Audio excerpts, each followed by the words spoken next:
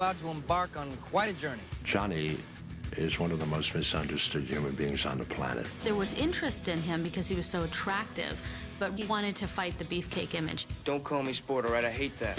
He's one of the only actors around at the moment who is willing to take huge risks. His choices are wonderful, but I'm sure he drives his agents crazy. Not sure I deserve that.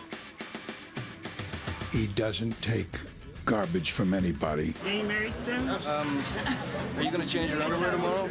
He threw away all the rule books and just did what he wanted to do. He's created his perfect world. Johnny Depp, now on Biography. Nothing to lose. Leads you to where you are today.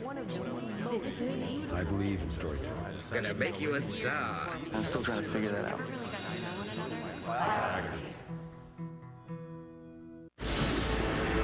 Jack Sparrow! Oh, bugger. He's a character unique in modern movies. The swaggering, staggering pirate captain, Jack Sparrow. Captain Sparrow! Elizabeth, you know, these clothes do not flatter you at all. It should be a dress or nothing. I happen to have no dress in my cabin. It's a role that turned Johnny Depp, one of the screen's most unpredictable and uncompromising actors, into a superstar. Thanks to 2003's Pirates of the Caribbean, The Curse of the Black Pearl, Not sure I deserve that.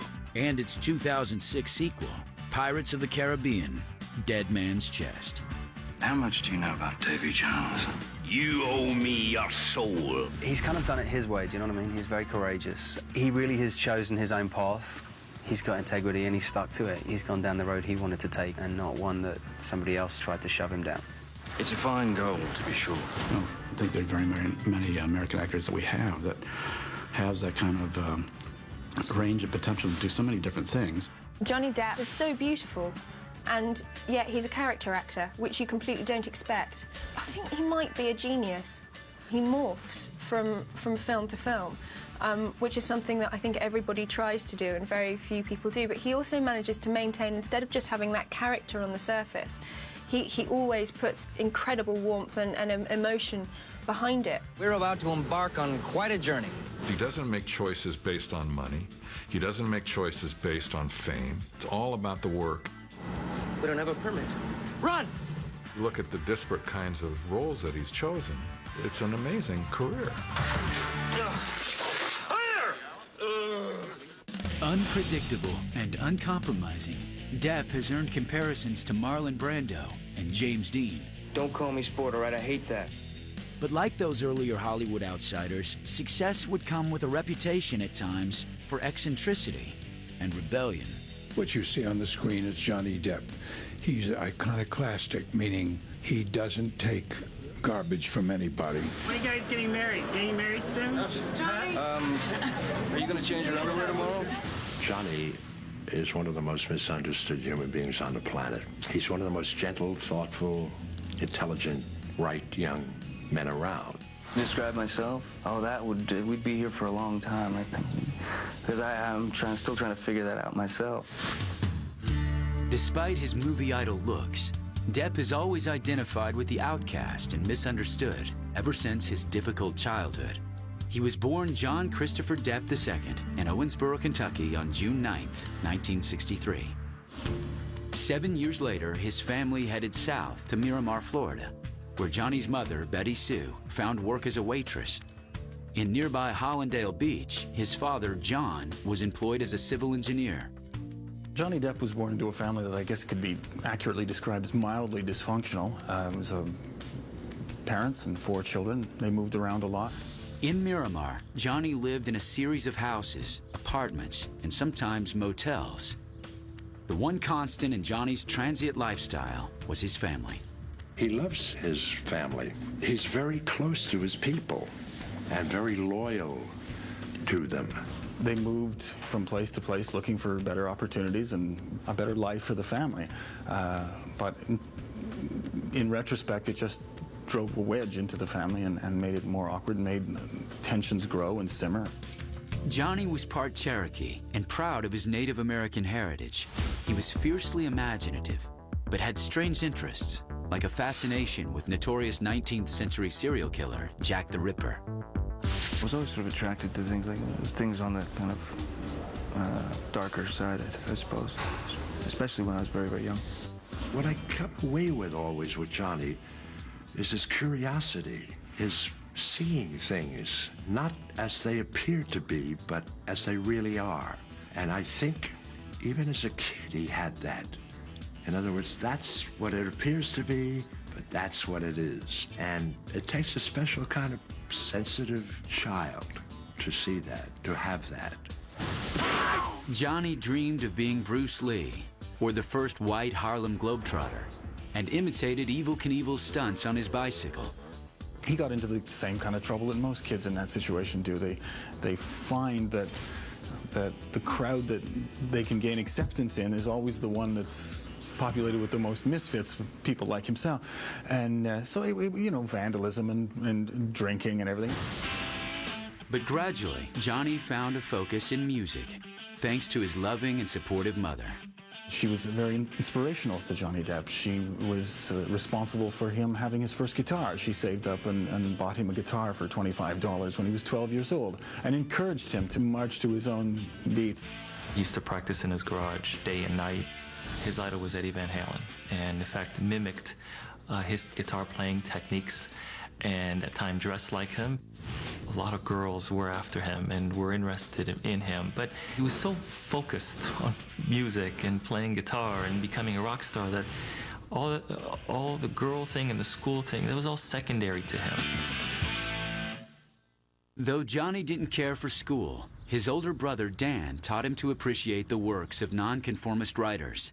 His brother Dan introduced him to the beat poets and beat writers like Jack Kerouac and Ginsberg, and also the music of Bob Dylan, and got him to listen to soundtracks like A Clockwork Orange. And all of a sudden, Johnny Depp started to feel the cool of that. It attracted him in a way that built the character of an eccentric, cool guy. But Johnny was shaken out of his fantasy when his parents told him they were getting a divorce. Frustrated and angry, the restless 16-year-old dropped out of high school. He struggled to support himself, pumping gas and playing in bars with his band, The Kids. They played originals and cover tunes by groups like The Police, The Kinks, The Clash. They were a rock and roll / punk type of a group, and their musical mixture was really accepted by crowds. They played in several different venues across Hollywood and Hallandale, Florida, and they usually packed them in, which made them a real commodity to club owners who could, you know, make their overhead knowing they'd put a band in that would get it done. In 1983, Johnny met 25-year-old makeup artist Lori Ann Allison. The love-struck 20-year-old was eager to give his life a sense of home and family, and he impulsively proposed to Lori. Months later, the pair married and hit the road, along with Johnny's band, The Kids, who'd worked their way up from dingy bars. They opened for Iggy Pop.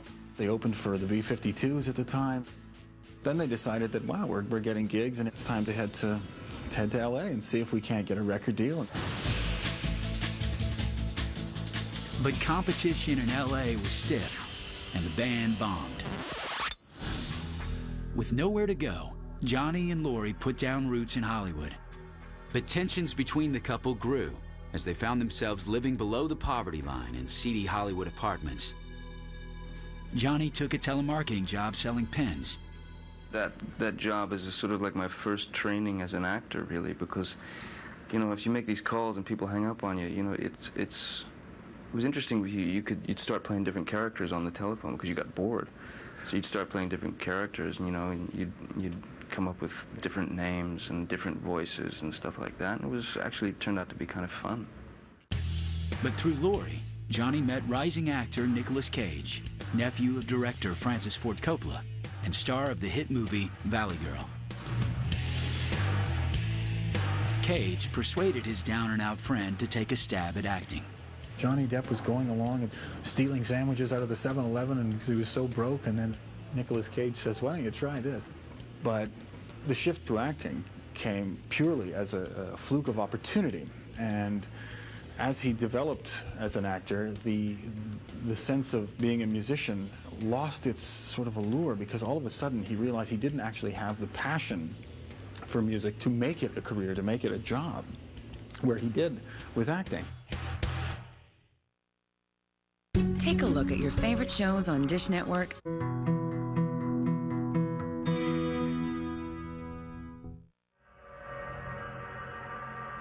In 1984, 20-year-old Johnny Depp gave his first major audition as an actor for Wes Craven, director of the horror hit The Hills Have Eyes. Craven was now casting his latest movie, A Nightmare on Elm Street. We were looking actually for a group of teenagers that were sort of the kids from next door, and we needed a boyfriend for Heather Langenkamp, who was the central character. And when Johnny first came in, I thought, I don't know about this kid. First of all, he didn't have any experience. He was in town, I think, with his band. And he didn't look like the kid next door. But there was something about him that was, I don't know, just totally different, So I didn't cast him at first. And I happened to have my daughter, at that time she was 13, watching the casting session. So we went home and we were going through all the pictures, and I said, I don't know, what about these guys? And I went through all these very handsome, sort of jock types that I thought teenage girls would like. And she says, Dad, Johnny Depp. And it wasn't even a name that was known whatsoever. I said, well, who was he? Which one was he? And it's like, she points out Johnny Depp's picture. She says, I said, hey, doesn't he look kind of like sickly? He's kind of pale. She says, he's dreamy. And I just looked in her face and said, okay, cast Depp. That was it. Johnny had a small supporting role as one of the doomed teens murdered in their dreams by boogeyman Freddy Krueger. But the scariest thing for Johnny was facing a camera for the first time. I was shocked at Wes Craven and Annette Benson, the casting director and the director, for taking such a chance on this guy who was totally green. I mean, I had no idea. I didn't know lights and marks, camera position. I was clueless. He was really nervous. You could see his hand shaking, and he wanted very much to do it really, really right, but he was afraid that he would be terrible on screen. I kept telling him, no, you're looking very natural, you're looking great. The fact was that very quickly he was doing things in the first or second take perfectly well, and he was bringing a real quality to the film. When Nightmare on Elm Street opened, Johnny's fears disappeared. The film was a huge hit, and the novice actor got his first taste of fame. With A Nightmare on Elm Street, he didn't have a lot to do or to say, but he's in a memorable role. He's this good-looking kid lying on a bed who gets swallowed by his bed. And it's memorable because no one had seen that in a film before. And I think it's also memorable because no one had really seen someone who looked like Johnny Depp. Yeah, sure, he was good-looking, like most Hollywood actors, but he was part Native American, part something else that you couldn't figure out. And he had a really magnetic look that the screen grabbed. After he starred on Nightmare on Elm Street, he came back to South Florida and actually was so proud of having done Nightmare on Elm Street that he would go to the movie theaters and let people see him and actually freak people out by allowing them to see the movie and then see the starring actor in the same movie theater. And he certainly was proud of that movie, and we were all proud of him.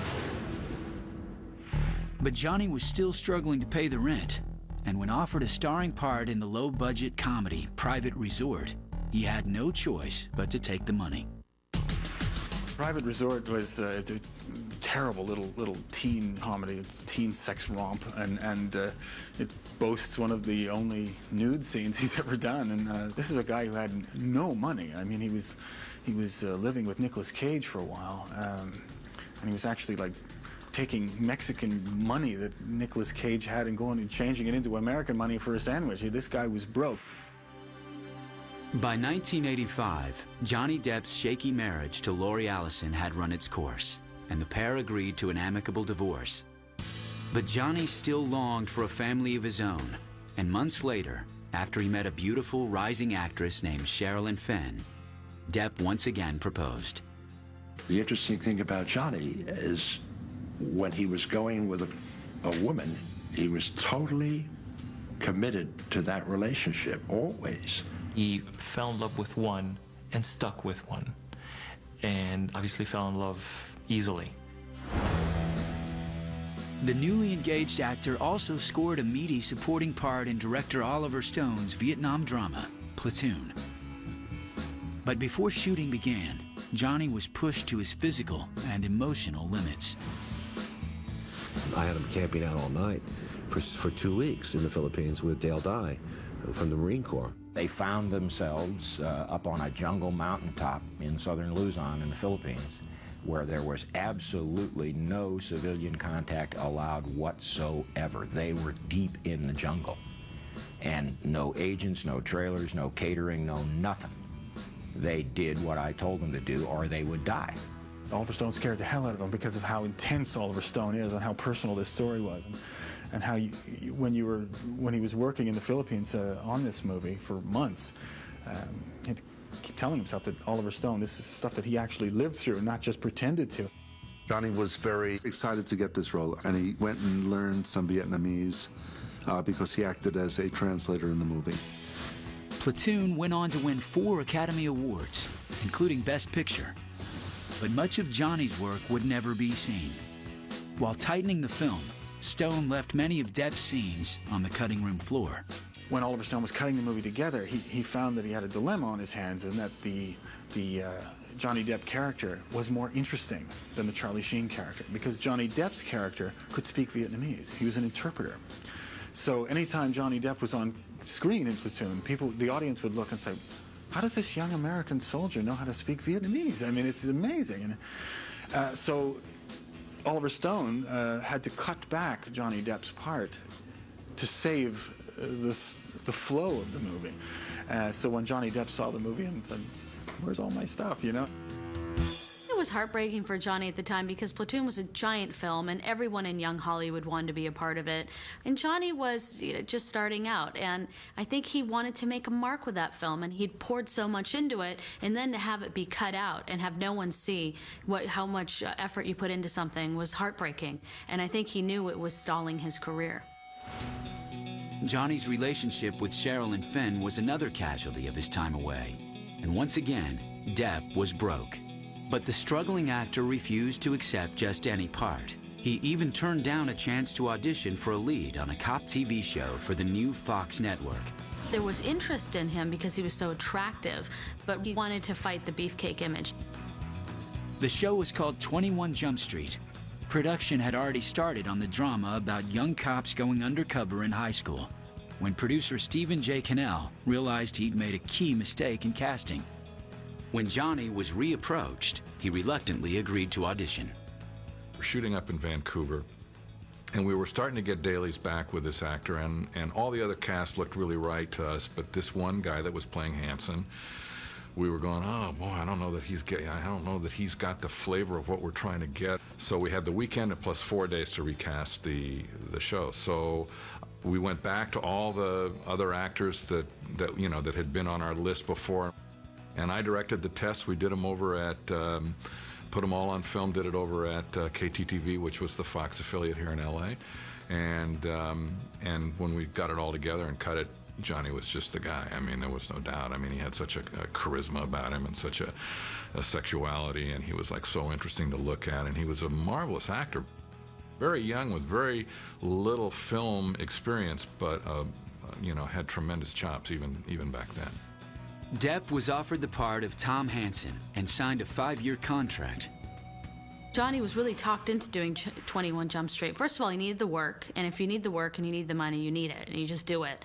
But he also thought that he could make something of this character, and he did add a lot of layers to his character, but I think, TV is TV, and 21 Jump Street was really meant for teens, and I think that the producers of the show sort of wanted more stock characters. They didn't want any weirdness in there. They didn't want a lot of acting. They wanted a lot of smoldering. Johnny hoped the show wouldn't last, but when 21 Jump Street premiered on April 12, 1987, it was an instant hit with teen audiences. In the last 6 weeks, there have been 15 459s in the same area, all between 4 and 6 a.m. I thought for sure Kenny Weckerly was involved in drugs, but now it looks more like a burglary ring. But then where does this Waxer guy fit in? I still think we should pick Kenny up and book him. Aoki and I can make a pretty good case. Kenny!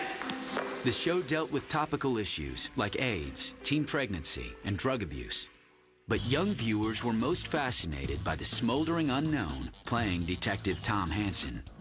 Very quickly, kids were watching this show in huge numbers, and then we had, on top of that, this great guy. Johnny Depp was one of the few guys who made his street, thuggish, tough, rebellious James Dean type characters seem authentic.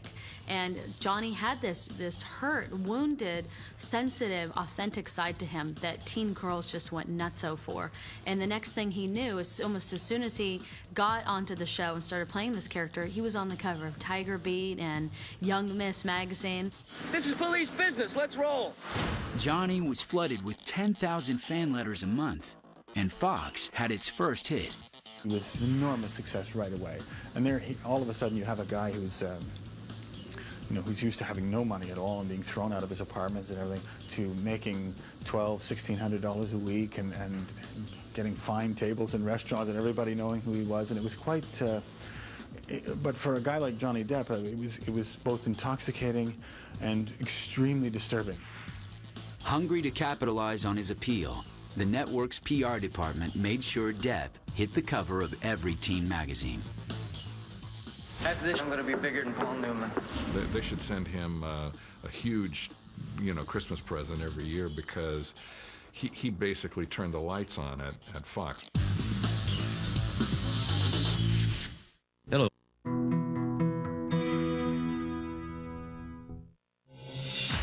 Within weeks of 21 Jump Street's premiere, the hit show was retooled to showcase its young breakout star, Johnny Depp.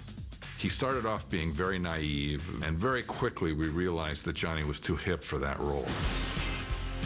So we started to morph him almost immediately and made him a much cooler, much hipper guy.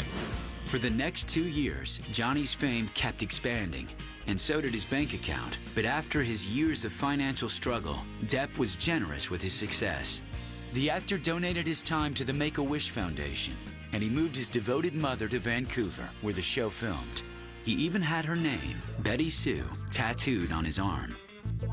Here he was, going from basically obscurity to becoming like the teen idol of America, and being only 22, 23 years old. He was very adult in a lot of ways in terms of where he wanted to go, and not letting insanity of the moment take him. And so I think you have to look to his own upbringing, his mom, for that. But by 1989, after 2 years on 21 Jump Street, Johnny was dying to change his address. I'll tell you what scared me back then. I was sort of witness to the power of the studio, and I saw these people building this image and selling it, but it had nothing to do with me. And it was frightening because it was almost impossible to reverse it. He would have much preferred to be on something darker and edgier, I think, that was more sophisticated. I never thought Johnny saw how good it was, because he really disdained the show. He felt like a product. He felt like a piece of meat. And, he saw himself on teen magazines, and he said, I don't think Laurence Olivier ever started this way. Johnny found creative ways to protest his situation, like ceremonially burning his underpants on the set. He made it pretty well known that he didn't want to be on the show. He didn't like the show. And yet, even in spite of that, he never misbehaved. I mean, yeah, little things, I remember once he came to the set dressed like Elton John. He had a powdered wig on and platform shoes, and Mario Van Peebles was directing the episode, who's a friend of mine, and Mario called me. I was like, hey, get this guy out of this powdered wig. What am I going to do? Johnny used to do stuff like that, which was sort of more of a prank. And I was fiscally at risk for every episode. And he could have just killed me if he'd wanted to. And Johnny never did. And whatever misbehaving was going on wasn't of a nature that was costly or in any way destructive to the manufacturing of the show, for which I am eternally grateful. Off the set, Johnny refused to play the part of a teen idol. He dressed in rags, smoked like a chimney, and cheerfully claimed to be deathly afraid of clowns and talk show host John Davidson. The most common thing that they try to label you as rebel or bad boy or something, one of those horrible, silly names. And it's just such a joke, you know. I mean, every young actor who's come out, they try and say, oh, he's a bad boy. How can you, you know, you can't do that. It's impossible to know a person just by looking at him. Johnny still had 3 long years left on his contract. For the creatively adventurous actor, it seemed like a prison sentence, and Johnny Depp couldn't wait to break out. 21 Jump Street was shot in Vancouver, which was kind of sort of a lonely thing for him because he didn't have anybody but the crew and fans around him, so he would have his family brought to stay with him at times, and his childhood friend Sal Jenko would come and stay with him and sort of keep him in line a bit. He also started having run-ins with reporters and with hotel people. It was kind of like a vice kind of tightening around him that yes, but is this what I want? But although Johnny was frustrated by his work, by 1989, the 26-year-old actor was once again in love. Depp met 17-year-old actress Winona Ryder at a Hollywood movie premiere. Johnny was struck by her beauty, her intelligence, and her bohemian spirit. Winona is really, really smart. She's interested in the world. Unlike a lot of actors that really can only talk about themselves, she's just so much fun to be with. Winona's parents were close friends with Allen Ginsberg, one of the beat poets Johnny idolized. He was sure he'd found his soulmate. And eager as ever to settle down, Johnny proposed to Winona after 5 months of dating. He proved his devotion with another tattoo, Winona Forever. He craved marriage, and he craved that stability. He had a great relationship with his mom. He obviously adored women, so he hoped to have this lifestyle with women, and it's not easy in Hollywood. Paparazzi swarmed over the beautiful, talented couple. Johnny hated the unwanted attention. They were stalked, they were followed. Every interview they did, they were asked about each other, not about their work. If Johnny couldn't escape fame, he decided to mock it with his first major film role, Cry Baby, director John Waters' spoof of teen rebellion movies. Waters' films often featured transvestites and set new standards in bad taste. He was Johnny's kind of guy. It was important to me to do something as far away from Jump Street. It was really important to be able to make fun of that image. Johnny played a juvenile delinquent with a tender heart opposite Ricky Lake and an appealingly odd cast that included rocker Iggy Pop, former porn star Tracy Lords, and kidnap victim Patricia Hearst. The 26-year-old felt right at home. He really went out on a limb. I mean, here he was, this kind of teen star that could have done any movie, and he played this kind of ridiculous character that made fun of himself for this very fringe director, John Waters. Cry Baby was a huge shock to all of Hollywood, that Johnny Depp, here this beloved Hollywood heartthrob, would dismiss his teen beloved character and go and work with John Waters, who had a reputation for insanely strange material. It was shocking, and a lot of people thought, well, Johnny is throwing away his career because his fans will hate him starring in Cry Baby. And a lot of people on the inside thought, smart move, because he's showing his range before it's too late. After Cry Baby, Johnny completed his 3rd year on 21 Jump Street. But with more film offers coming Depp's way, producer Stephen Cannell was concerned his star wouldn't return for another season. He says, have you been hearing that I'm going to walk off the show? And I said, yeah, as a matter of fact, I have heard that. And he said, well, you know, I don't want you to worry. He said, I've got a lot of great movie offers, and I sure hope we get canceled, because I want to go off and take these jobs. But I wanted you to know that if we get renewed, I will live up to my contract. How stand-up is that? Cannell was so impressed by Johnny's willingness to play ball that when the show got picked up, he let him out of his contract to pursue his film career.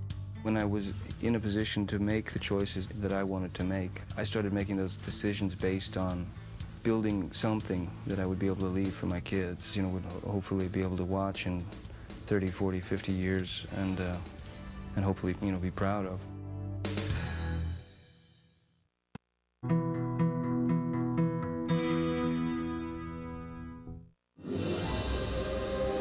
Johnny's first project after Jump Street was Edward Scissorhands.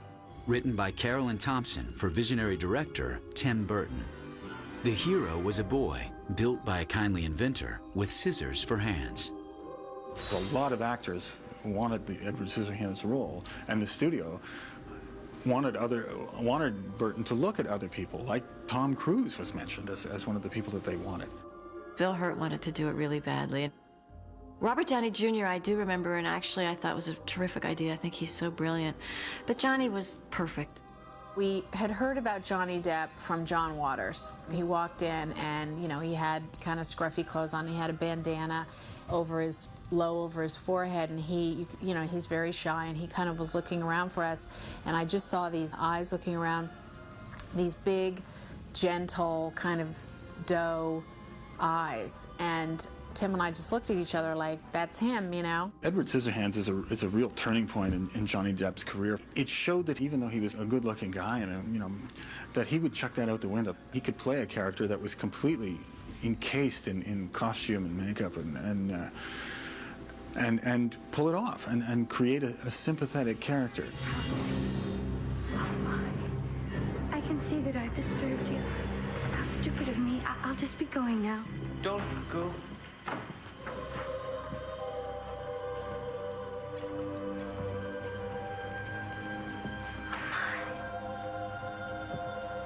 What happened to you? I'm not finished. Oh! Put those down. Don't come any closer. Just, please.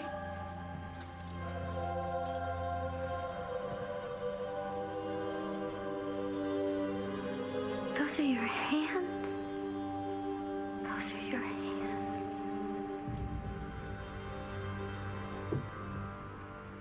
What happened to you? Where are your parents? Your mother?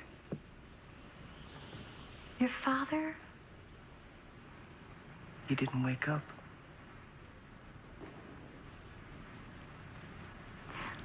Are you alone? Do you live up here all by yourself? What happened to your face?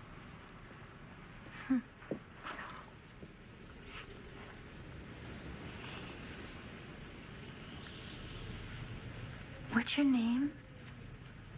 Edward? Edward?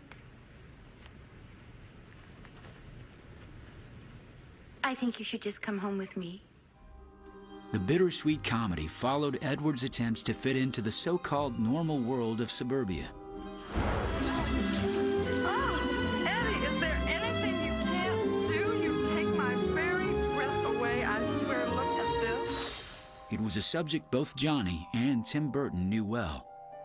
The relationship between Tim Burton and Johnny Depp was a very happy one. It was a very fortuitous one. It came at the right time. They understood each other. You know, here was Johnny Depp, this guy who was misunderstood in Hollywood, who was being treated as just the next cute face, someone to just make money off. You know, somebody who was awkward and interesting and related to people who didn't look like him at all. And here's Tim Burton, this, you know, movie-making genius who seeks out oddball characters and makes them adorable and lovable. Johnny brought wit and pathos to Edward Scissorhands, which also starred Depp's real-life fiancée, Winona Ryder. We were both nervous before we started, but it's been going really well, and I think it's one of the best experiences I've ever had. To have them falling in love through the movie as their characters are falling in love, it was really sweet.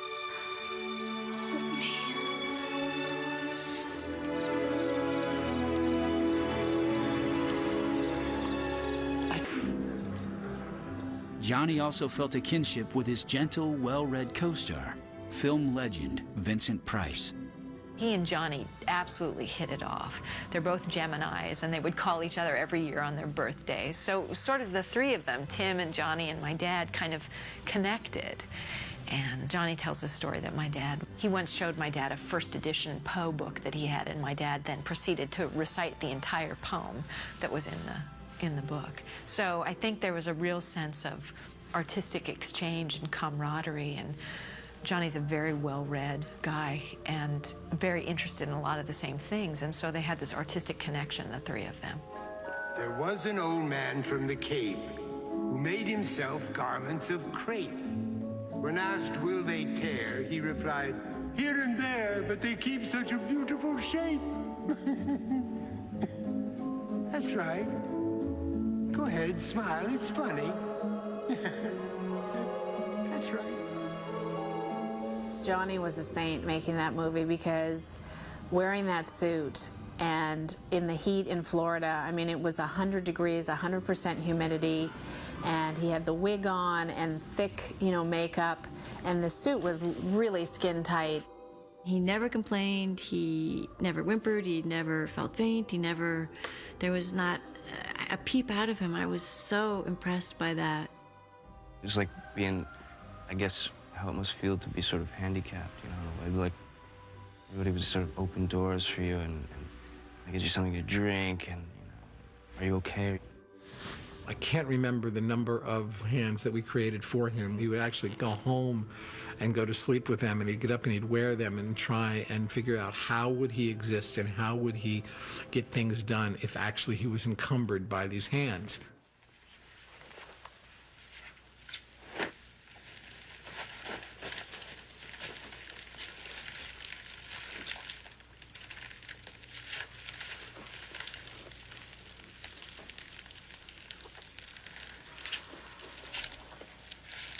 Well, one thing in the movie that was inspired by shooting in Florida was the waterbed. Kim didn't originally have a waterbed, but when Tim went on a location scout, every house he went to had a waterbed, so he asked me if I could work in a waterbed, and it turned out to be a great moment where he ruptures the waterbed and covers it with the clown, and it was good.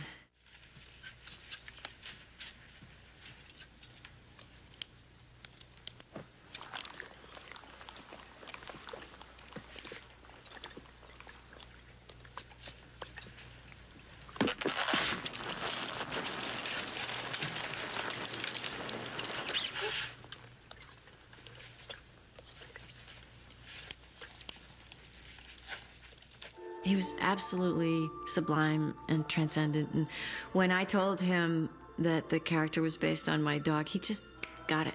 He just got it. With the way he nuzzles the hands, that when the inventor presents him with the hands and he sort of nuzzles them with his nose. Oh, it's just like he got it.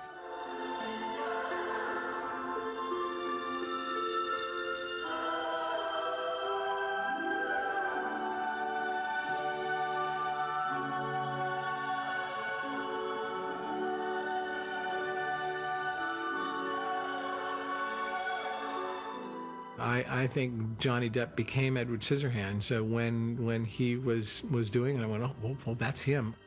My greatest single experience in my career was going to the first preview of Edward Scissorhands and sitting in the back of the audience. So you did laughter, laughter, laughter, laughter all through the movie theater. And then when the movie turned sad, people started to sniffle. And by the end, I heard sobbing. Goodbye.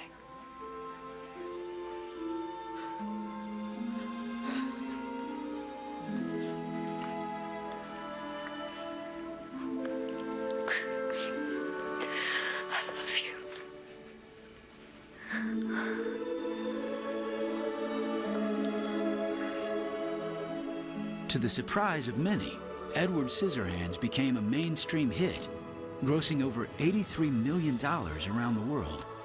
Johnny definitely brought a romantic quality to Edward Scissorhands. He gave him a dignity and a beauty beyond what I expected from reading the script. We really owe that to Johnny. He brought that whole other dimension to the movie. The 27-year-old actor had proved he was more than a teen idol. But Hollywood wasn't done typecasting Johnny Depp.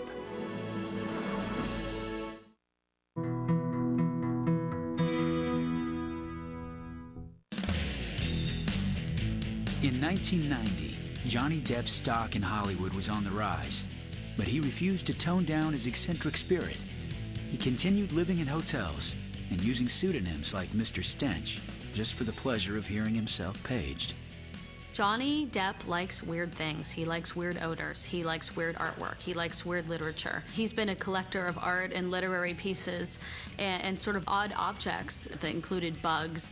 anything that's off the beaten track, because he himself has said so many times that he feels like he's an oddball, that I think he seeks out oddball writers who were sort of mavericks in their time, renegades like Jack Kerouac, because I think he can relate to them and it makes him feel less alone in this world.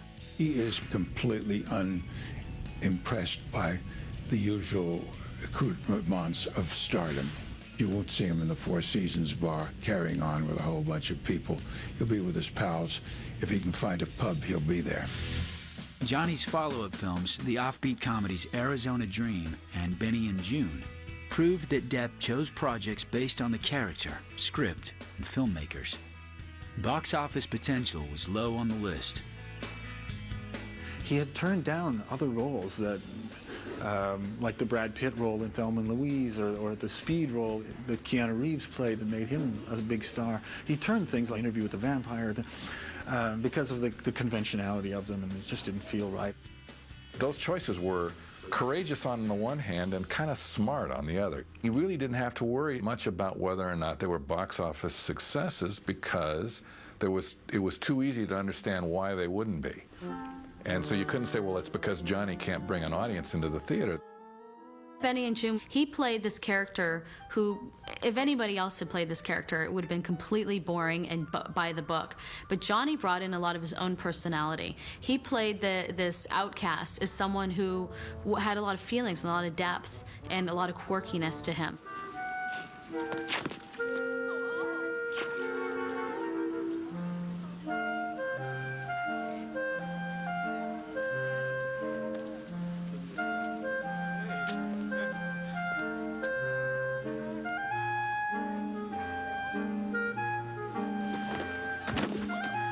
And he played with his food. He did cartwheels in the park. And he was hard to understand, but if you took the time, you could understand that this character was really quite lovely.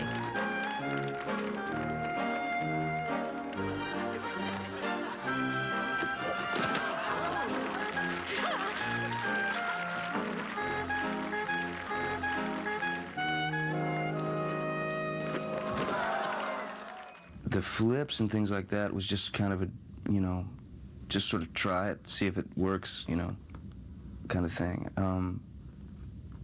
And it seemed to work. I mean, I'm not paralyzed. Johnny was becoming a star whose performances were as exciting as they were unpredictable. But if his career was on the upswing, his romantic life was in turmoil.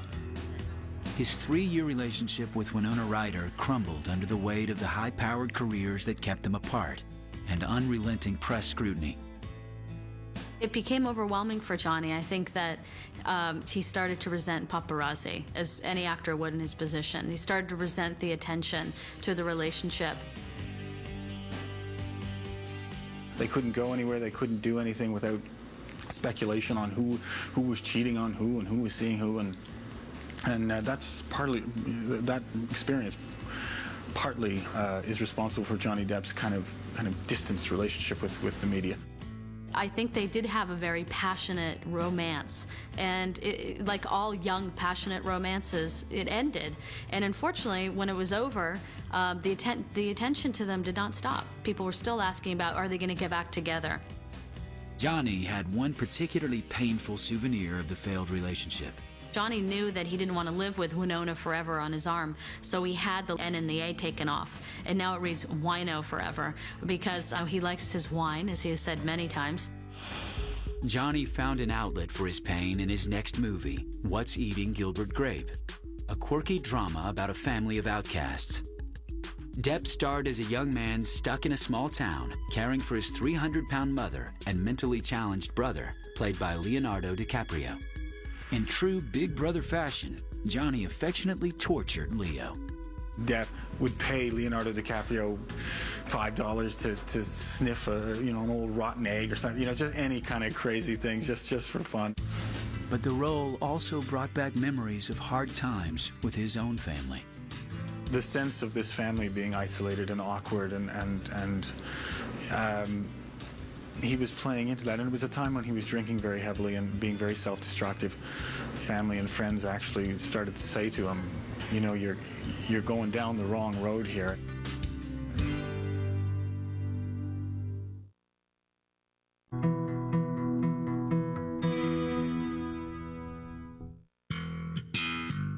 Tired of being hounded by paparazzi whenever he stepped out for a drink, Johnny opened his own club, the Viper Room.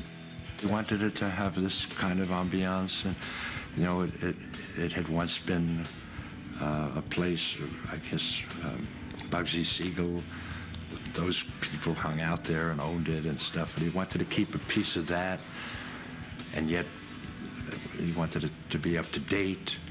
He wanted a smack of the past and the old Sunset Strip of days gone by, and yet be hip. And I think he achieved it. The Viper Room was the place to hang out for young Hollywood. It was dark, it was small, it was cool, there were great musical acts there. I know a couple of nights he slept there. He actually, didn't go home and slept there because he wanted to surround himself with it. On Halloween night, 1993, Johnny was on stage, jamming with his friend Flea, bassist from the Red Hot Chili Peppers. He had no idea a tragedy was unfolding just feet away. River Phoenix, the young star of movies like Stand By Me, was in the club. At 1 a.m., Phoenix staggered out onto the street and collapsed.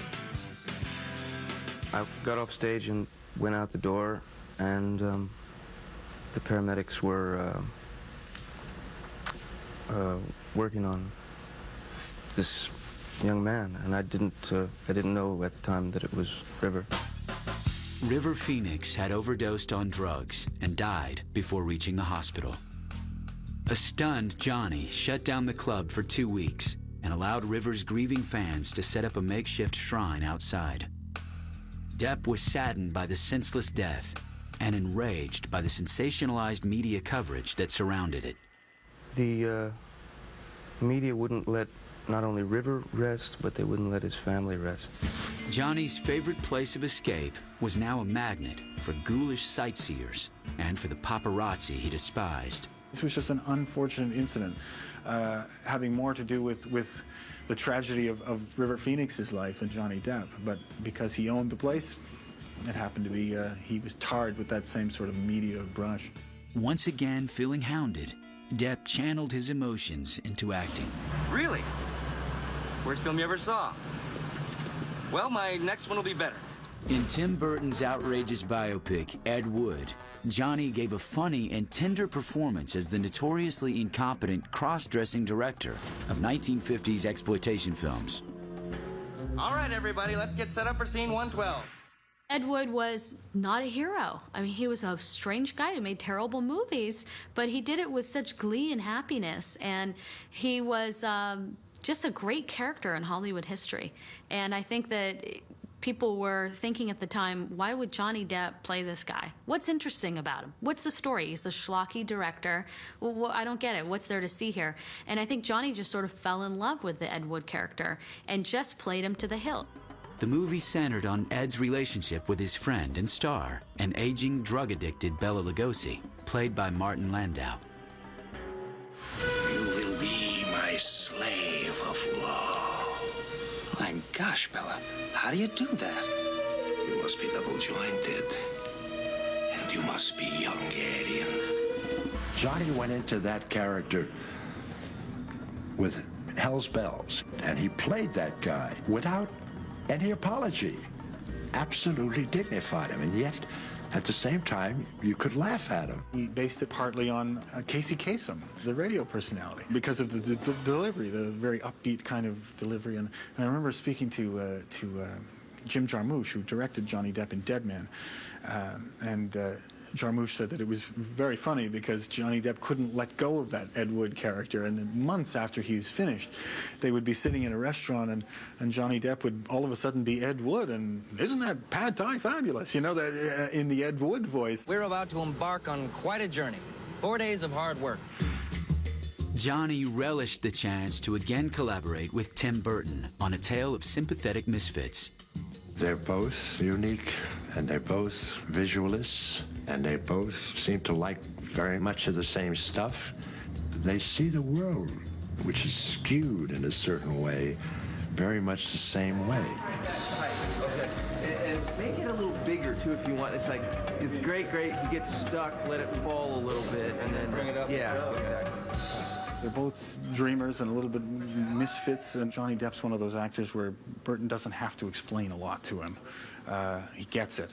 And Johnny Depp actually told me that Tim Burton is one of the few people that if he calls Johnny Depp up and says, "I'd like to do," the answer is yes before it's even told to him what it is he wants him to do. You want to keep moving.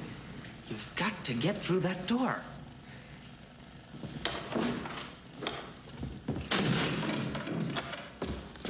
And cut. Perfect. Print it. Let's move on. Johnny is Tim's screen alter ego, I guess. I predict your next project will be an outstanding success. Wow. He's a very nice guy, Johnny. He shows up. He's very pleasant to work with. He always knows his lines. He knows everybody in the crew. He's unfailingly polite. He's really easy to be around. He's a great guy. And he's a good actor. And cut. Hey, cops! We don't have a permit. Run! Johnny also practiced diligently to master the art of walking in high heels. He's a beautiful man as a man, and that's difficult enough to be on screen with him because he's distractingly beautiful. And then you put him in the hose and everything, and he's got great legs and a beautiful figure, and he looks better in the stuff than you do, and he's in drag. How long have you been doing this? Since I was a kid. My mom wanted a girl, so she used to dress me in girly clothing. It just became a habit. His likability quotient is huge. And with Ed Woods, when he's wearing a dress, you still love the character that Johnny's playing because he has a way of reaching out and getting you to accept him.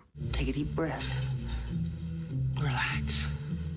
The company was shooting at Musso Frank's, and Johnny was wearing a blonde female wig, high heels, a skirt, and an Angora sweater, and who had consternation, to say the least, because he'd heard that Ed Wood's wife was on the set. She walked up to him when they were introduced, and she looked at him, she said, "Just like Ed." The recovering teen poster boy also got a real kick out of being ugly.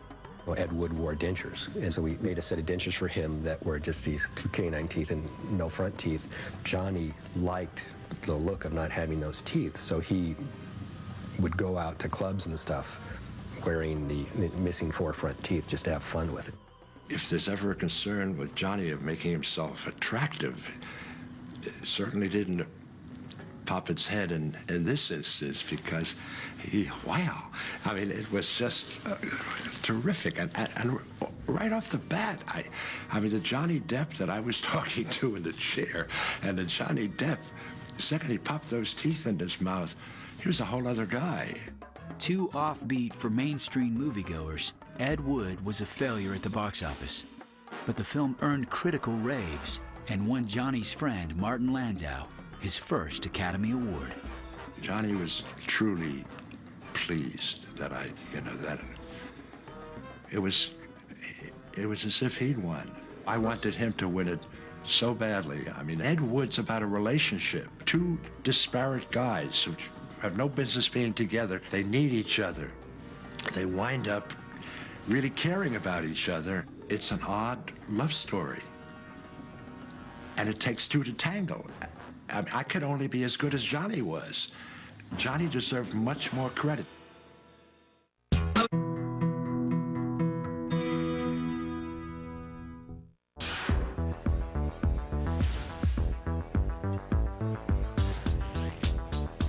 By 1994, Johnny Depp's impressive and eclectic body of work was earning comparisons to the career of Marlon Brando. Johnny Depp has really admired the work of Marlon Brando and James Dean, but he's done something that other actors haven't done. He hasn't, mimicked them. He has taken lessons from them, and he's become a better actor because of it. But he has just realized that if you want to be a great actor, you really have to bring something unique to the role. 31-year-old Johnny was thrilled to work with the elusive Brando himself, and the romantic comedy Don Juan DeMarco. The film, co-starring Faye Dunaway, was the gentle story of a man convinced he's the legendary lover Don Juan. It was Johnny's idea to cast Brando as the psychiatrist assigned to counsel his romantically obsessed character. The two actors discovered they shared the same sense of humor, the same contempt for fame, and the same refusal to take themselves seriously. I think Brando saw in Johnny Depp a guy who was committed but didn't take it seriously. And Brando, his whole life, his opinion was that acting was not something a grown man should do for a living. But did he really feel that way? Can you actually be that good at something if you're not passionately committed to it? And I think Johnny Depp had that same kind of duality in how he approached his work, is that, wow, I'm getting paid to have fun. One irreverent way Johnny approached the Don Juan character was through his accent. The choices are always a little like Marlon, idiosyncratic. I mean, I said, how'd you get the accent? And he said he listened to Montalban on Fantasy Island. But Johnny wasn't just an actor. He was a celebrity, a status he still hated. A Hollywood lifestyle and being successful in Hollywood does not lend itself to a stable, happy personal life. He was running around a lot, partying a lot, and there wasn't a lot of satisfaction, and he started acting out. In September 1994, Johnny and his girlfriend, model Kate Moss, checked into Manhattan's Mark Hotel. Late that night, the couple reportedly argued, and as his anger increased, Depp took out his frustrations on the furniture. Security was summoned by another guest, Roger Daltrey, lead singer of The Who, and an old hand at hotel room trashing himself. Excuse me, come on, 8 o'clock. Back away. Depp apologized and offered to pay for the damages. All of a sudden, it's, okay, Mr. Movie Star, I'm in charge now, and the security guard, did a number on him and called the police, and Johnny Depp had to spend the night in jail. Johnny was sentenced to pay nearly $10,000 to the hotel. A worse punishment was being forced to discuss the incident endlessly in interviews. I haven't spoken to anyone who's worked with him before who hasn't described him as being very easygoing, a very gentle person. But there have been incidents that have been blown way out of proportion in proportion to what they actually were, that all of a sudden labels him as this guy who tears up hotel rooms. That was probably a turning point in his life because he realized he'd become a Hollywood cliche. You know, yelling at photographers, trashing a hotel room. What is this? Is this what his life would be like? Johnny channeled his restless energy into work. In his next film, Nick of Time, he took on a role that he'd struggled to play for years in real life, that of a family man. Depp starred as an accountant whose daughter will be killed if he doesn't help would-be assassins commit a murder. Johnny's passion for family was a key reason he took on the part. I was very excited at the possibility of playing a father. It's a universal thing to say I would do anything for my family. I would die for my family. I would kill for my family. But to see a person who's actually been put in that position to where you have to make a choice to do that is pretty fascinating. Months later, Johnny tapped into his Native American roots for his most ambitious creative challenge so far, directing and starring in the drama, The Brave. The Brave, I think, is one of the most interesting things that Johnny Depp has done. Most successful? Absolutely not. Most, the best thing that he's done? No. But interesting? Absolutely. It's based on a very dark novel by a guy named Gregory MacDonald. And the story is about a Native American man in Arizona who's mired in poverty, mired in alcoholism. And he sells himself into a snuff film so that his family can have the money to get out of this poverty that they live in. Now no bundle of laughs, but he was deadly committed to this, Johnny Depp, and he wrote the screenplay with his brother. Johnny invested his own money in the project. His passionate commitment convinced Marlon Brando to make a cameo appearance. But The Brave debuted at Cannes to blistering reviews, and the film was never released in America. How dare he try to make this serious film? It was crucified as though like he had no right to do it. And I think that really made him bitter. But that same year, Johnny dazzled critics with another knockout performance. In the fact-based drama Donnie Brasco, Depp played an undercover FBI agent opposite Al Pacino as the mobster he befriends and ultimately brings down. Johnny spent months studying the real-life agent he portrayed. The result was a performance of quiet, extraordinary intensity.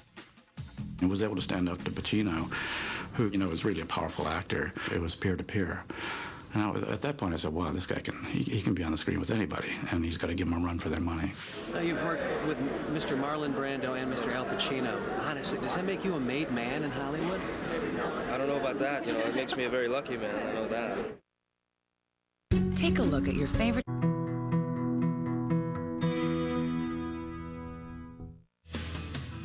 Although Donnie Brasco was a critical favorite, the film was only a modest commercial success.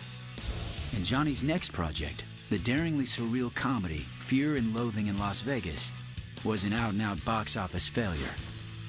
But Depp loved playing one of his literary heroes, gonzo 1960s journalist Hunter S. Thompson. She's a waitress about 16 years old. They chopped her damn head off right there in the park. Ignore this terrible drug. Yeah. Pretend it's not happening. Well,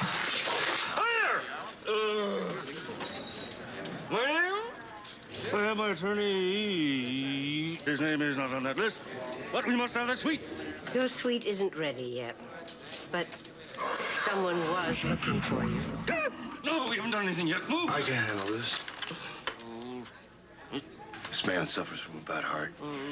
But I have plenty of medicine. My name is Dr. Gonzo. Prepare a suite at once. We'll be in the bar. I remember Johnny Depp telling me at the time that only 2 authors had ever made him laugh out loud. One of them was Hunter Thompson. The other was a guy named Terry Southern, who among other things, wrote Dr. Strangelove with Kubrick. And Johnny Depp was extremely respectful of Hunter Thompson because, again, Hunter Thompson is a guy who goes through life on his own terms. And he creates, he reflects, everything is through his own sensibility, on his own terms. And Johnny Depp greatly admired that. Johnny found a kindred spirit in director and ex-Monty Python member Terry Gilliam, who encouraged spontaneity on the set. When I came to, the general back alley ambience of the suite was so rotten. How long had I been lying there?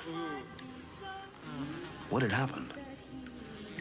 There was evidence in this room of excessive consumption of almost every type of drug known to civilized man since 1544 A.D. You walk on a set first thing in the morning, and any director who says, why don't we try the lizard tail today? Put the lizard tail on. I thought, oh my God, it's great.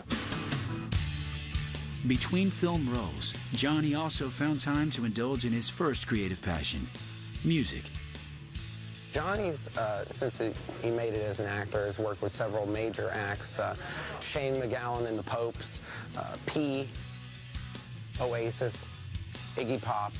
Johnny was a good guitarist, and he was a good slide guitarist, and he was a good backup singer. So I feel that, his energy is what they were after, and his fame couldn't hurt. Moonlighting as a musician satisfied Johnny's childhood rock star dreams. But his longtime desire to settle down and have a family of his own remained out of reach. Johnny made for great magazine copy because, every couple years this guy was getting engaged. Sherilyn Fenn, Jennifer Grey, Winona Ryder, Kate Moss. There was all talk of marriage there, and a few of these girls actually had engagement rings on. And, it's easy to make fun of someone like that, always getting engaged, always the romantic, but at least he wasn't always getting married and getting divorced. And I think the reason he got engaged in the first place was because he was a romantic guy. I mean, you look at Johnny Depp, you look at his work, there's a lot of sensitivity in there, there's a lot of passion, and I think he approaches his love life in the same way. So when he fell for a woman, I think he wanted to get married.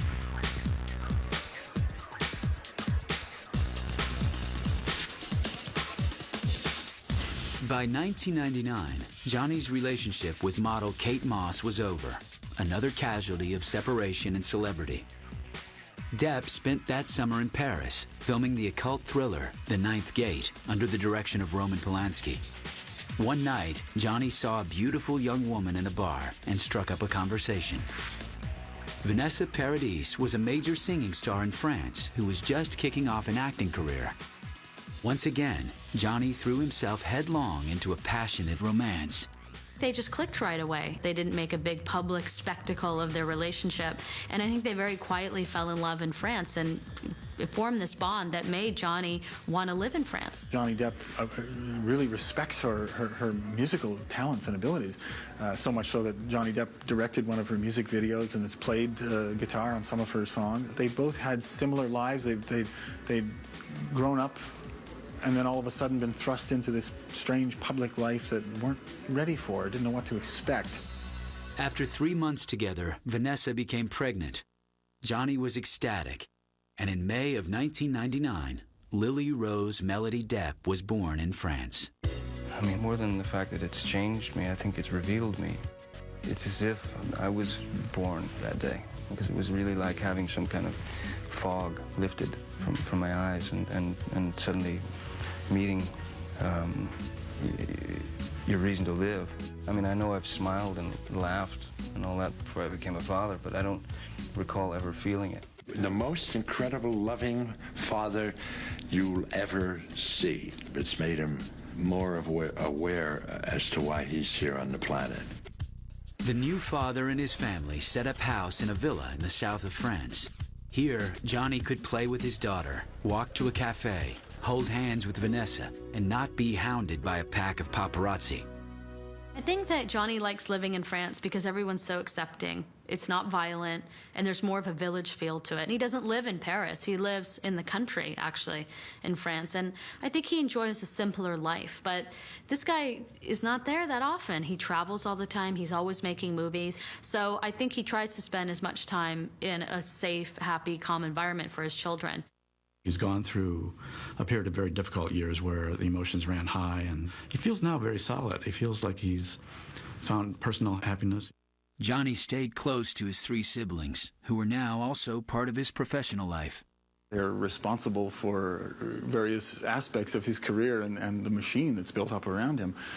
His sisters take care of his business. His sister Christy takes care of his business from a PR perspective. And his brother Dan is a writer and a very smart guy, and also co-writer of the only film that Johnny Depp ever wrote and directed himself. So he has a very symbiotic and very close relationship to his brothers and sisters. But happiness didn't blunt Johnny's edge as an actor. Re-teaming with Tim Burton for the horrific fantasy Sleepy Hollow, Depp played a skittish detective he based in part on Angela Lansbury. The idea of going back into the late 1700s and playing Ichabod Crane was, it's like a dream come true for any actor. And to take a sort of what would normally be a kind of stoic sort of leading man type action hero type thing, and kind of turn him into a sort of fragile, flawed, sensitive 9-year-old girl in a sense. He could have really hammed it up and been Mr. Movie Star in this film, and he didn't. He played the character almost like he was a little weird and off, and he wasn't trying to win points by playing this character as heroically, but he won points by playing him interestingly. There's the cliche of, every director's leading man is a handsomer version of themselves. I think Johnny Depp is that for Tim. Sleepy Hollow was Depp's biggest commercial hit to date. The actor followed it with a supporting part in the Oscar-nominated romance, Chocolat. He had a rather small role in Chocolat, and he didn't care. Many stars adore small, showy roles where they can be remembered. Johnny Depp, like every fine actor, doesn't count the role in terms of the length of time, but what it will do for him as an artist.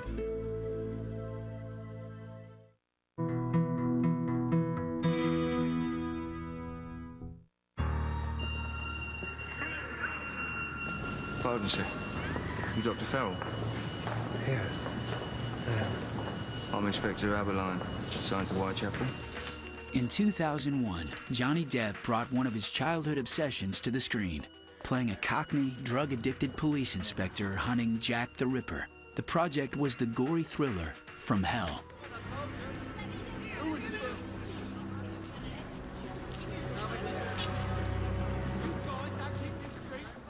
Throat was cut, but there's no arterial spray on the wall. Rain last night, didn't it? Mm-hmm. She's dry. She was brought here in a carriage or something. Throat must have been cut in the carriage. Imagine they stopped it just over there or something. Most definitely. That's a case that I got sort of interested in, fascinated with when I was very, very young, and yeah, I'd say I've read, the majority of stuff on the Ripper case.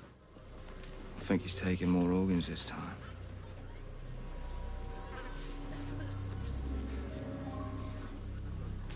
Only Polly and Doug Annie were given graves. Only they were disemboweled in such a meticulous fashion. This ain't killing for profit. This is ritual. Johnny loved making the dark drama, but he was ready to move on to something very different. I started making decisions based on building something that I would be able to leave for my kids, something that my kids would, grandkids, would hopefully be able to watch.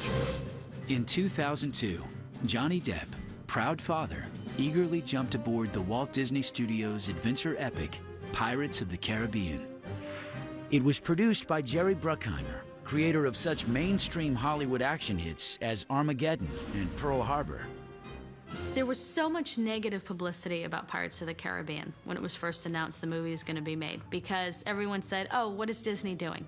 They're basing a film on one of their theme park rides. Disney's selling out, Johnny Depp's selling out, it's going to be a bomb.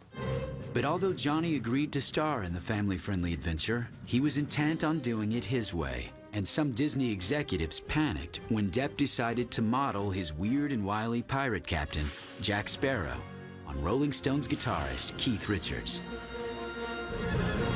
Apparently there's some sort of high-toned and fancy to do up at the fort, eh?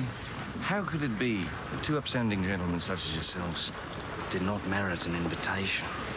Someone has to make sure this dock stays off limits to civilians. It's a fine goal, to be sure.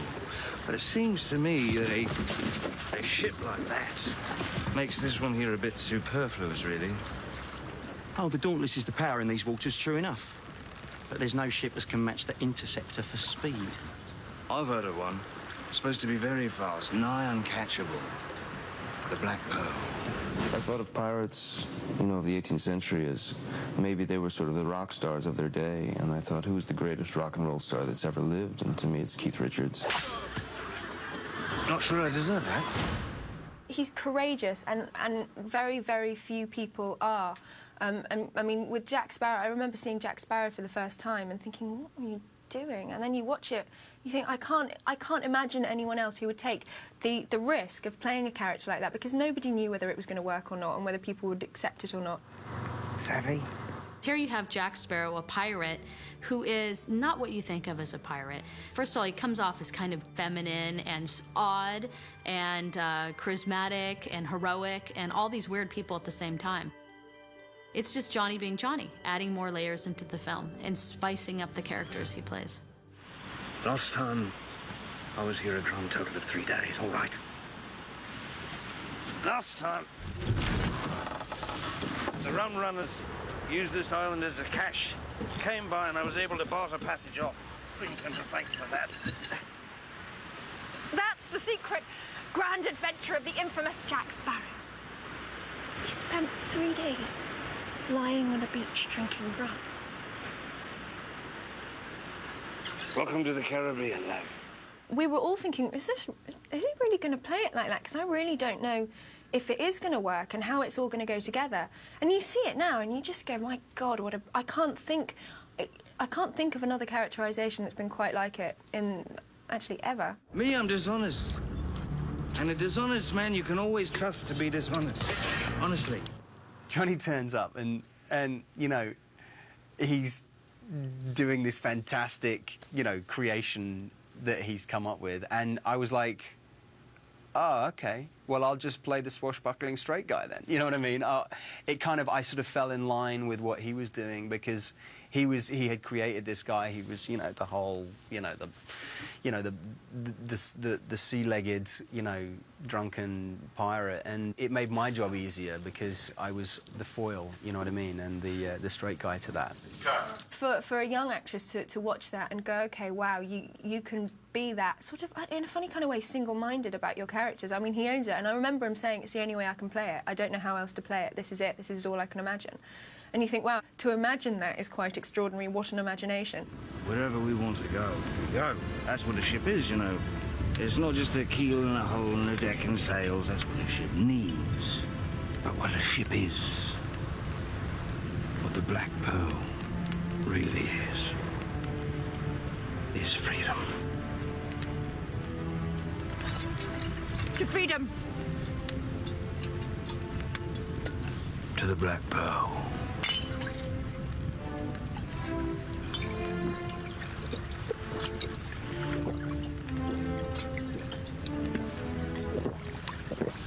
Johnny was just trying to impress his favorite critics, daughter Lily and his baby son Jack, born on April 9th, 2002.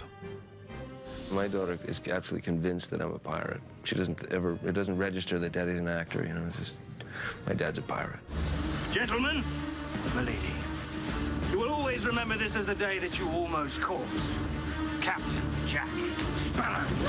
Pirates of the Caribbean leaped beyond industry expectations to become the top-grossing movie of 2003, earning over $300 million in the U.S. alone. 15 years after 21 Jump Street, a new generation of teenage girls fell in love with the actor voted by People magazine to be the sexiest man alive. For most of Johnny's career, Hollywood has looked at him like the oddball who will add more layers to your film but not necessarily bring audiences into the theater. And Hollywood has always thought, we'd love to work with Johnny, but we need someone who, like a Harrison Ford, we need someone who will bring in people and make money for my film. And that's what's so great about the success of Pirates of the Caribbean, is that he can be interesting and quirky, and he can bring in audiences. At age 40, his sort of crowning achievement is that he got to do this huge, wonderfully entertaining movie that made a fortune, and he didn't sell out. Pirates of the Caribbean also earned Johnny Depp his first Academy Award nomination for Best Actor, a rare honor for a comic role. Johnny was pleased, but hardly seemed crushed when he didn't win. If the idea is that you got to win an Oscar to believe in yourself, what you're ultimately saying then is, I'm going to let other people grade my paper. Part of Johnny's charm is that he doesn't care if somebody else grades his paper. The 41-year-old Depp followed Pirates of the Caribbean with a typically eclectic roster of film roles. Some were made to satisfy his own search for offbeat adult movie making, like the Stephen King thriller Secret Window and the Robert Rodriguez action drama Once Upon a Time in Mexico. Other projects were geared toward his goal to make films that his children and entire families could enjoy. In the fact-based drama Finding Neverland, Depp earned raves playing Peter Pan author J.M. Barrie opposite Kate Winslet and Dustin Hoffman. Depp strongly related to the story of a man who uses the power of his imagination to create a better world for himself and the people he loves. And in Peter Pan, Barrie's story of the ultimate lost boy, Johnny recognized another kindred spirit. The work itself is just, it's really truly a work of pure genius. I mean, it's absolutely a masterpiece. An incredible work of imagination. When you look at his body of work, you know that there's a child with him and so much alive, and I was looking for someone who sort of is the fifth child in the group. Johnny next re-teamed with Tim Burton for their fourth big-screen collaboration.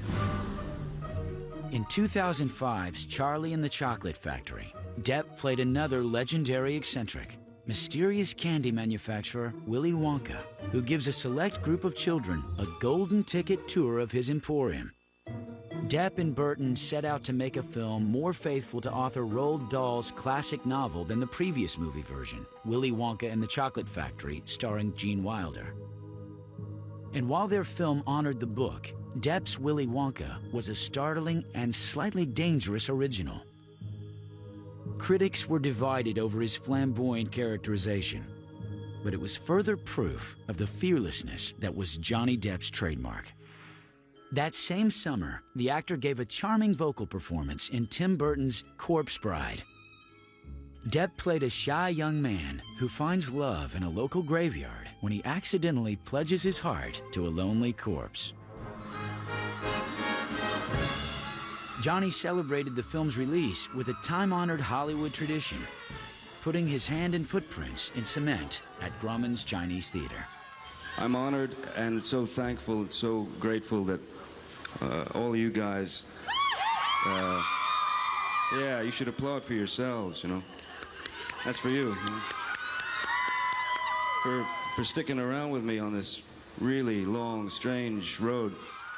He's very thoughtful, and to be such a hugely recognized and appreciated actor and movie star that he is, and to still be, you know, not caught up in his own world and to be thinking of others, I think it was a really great example for me. For Johnny Depp, movie stardom and creative risk-taking were no longer clashing ideas.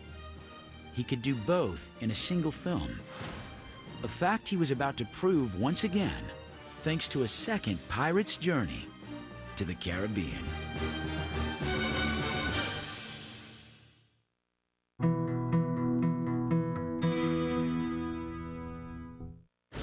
What is it that has Jack spooked?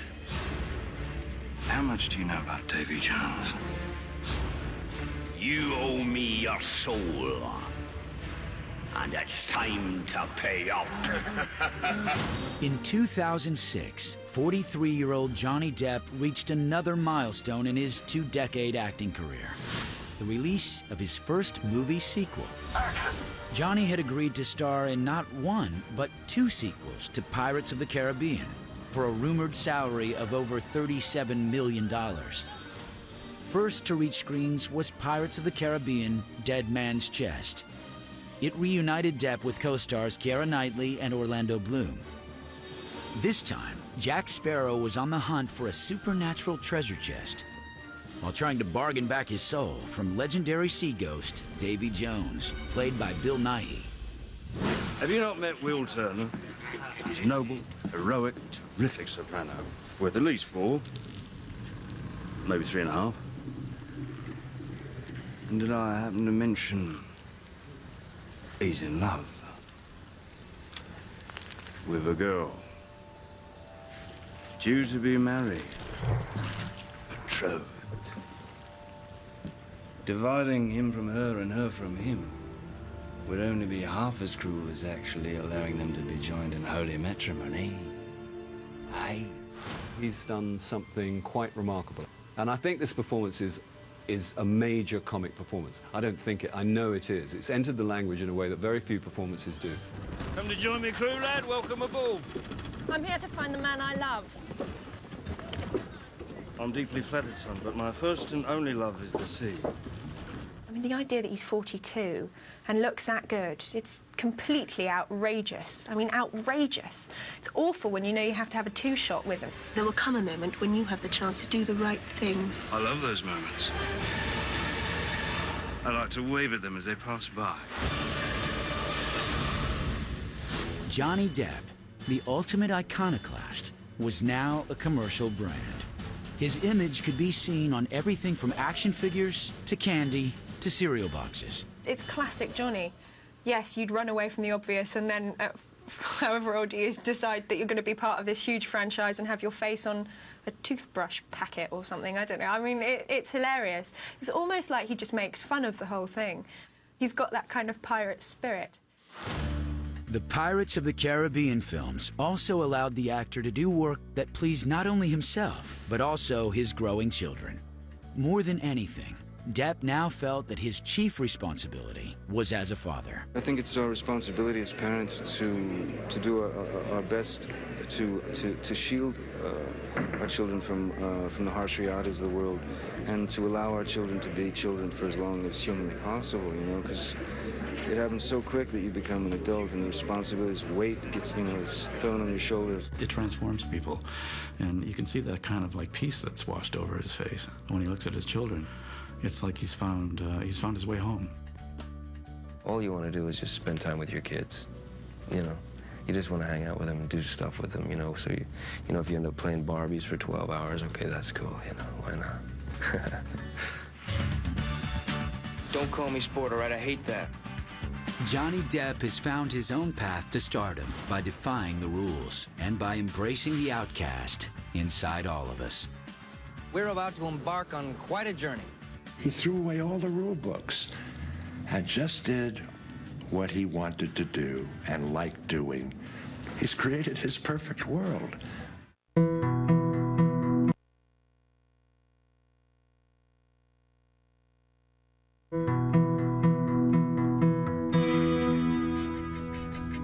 Johnny Depp ruled the high seas and the box office when Captain Jack Sparrow set sail in Pirates of the Caribbean at World's End, released in the summer of 2007. In this most recent installment of the billion-dollar franchise, the Rolling Stones' Keith Richards came on board as Jack's father, Teague Sparrow. The pairing made perfect sense, as the guitarist's iconic swagger was an initial inspiration for Depp's swashbuckling sea captain. Never content with mere blockbuster glory, Depp continues to take on the quirky roles that have come to define him. As 2007 was drawing to a close, Depp delighted Sweeney Todd fans with his portrayal of the title character in Tim Burton's film adaptation of the Broadway musical. Depp garnered an Oscar nomination and a Golden Globe win for the performance. In July 2009, Depp played the Depression-era bank robber John Dillinger in the crime drama Public Enemies. Next on the horizon for Johnny Depp is the film The Imaginarium of Dr. Parnassus, set to be released in September 2009. The film originally starred the late Heath Ledger, but upon his passing, the role of Tony was recast with Jude Law, Colin Farrell, and Depp, all portraying different versions of Ledger's character as he travels through various dimensions. Now, more than 20 years into a career that has defied all conventional wisdom, Johnny Depp has used intelligent acting and uncompromising instincts to forge a singular path to superstardom.